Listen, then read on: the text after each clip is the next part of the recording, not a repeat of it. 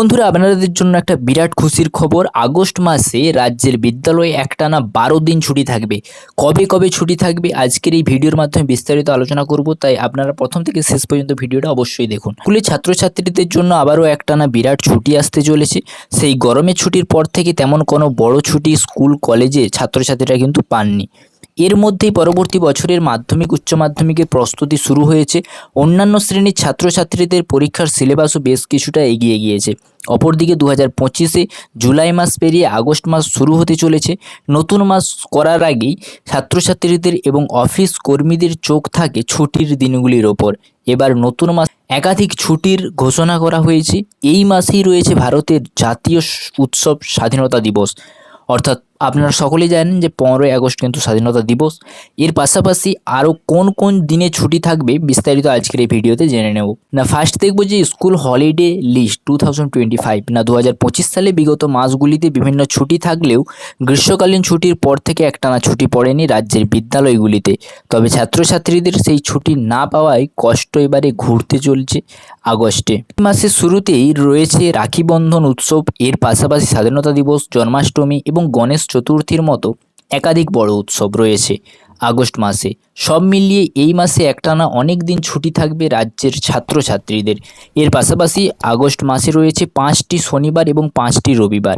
August মাসে কোন কোন দিন বন্ধ থাকছে রাজ্যের বিদ্যালয়গুলি? সাধারণত বিভিন্ন স্থানীয় উৎসবে অনুযায়ী পাশাপাশি জাতীয় বা রাজ্যের বিশিষ্ট উৎসবে স্কুল কলেজ কিন্তু বন্ধ রাখা হয়।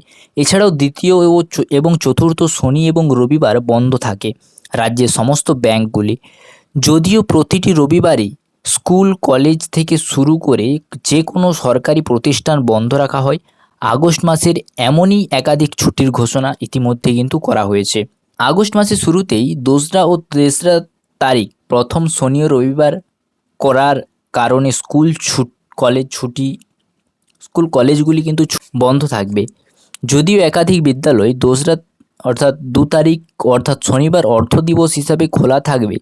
এরপর 9ই আগস্ট 2025 তারিখে দ্বিতীয় শনিবার হওয়ার পাশাপাশি রয়েছে রাখি বন্ধন উৎসব। এর উপলক্ষে রাজ্যের সমস্ত বিদ্যালয়, কলেজ, অফিস, আদালত বন্ধ রাখা হবে।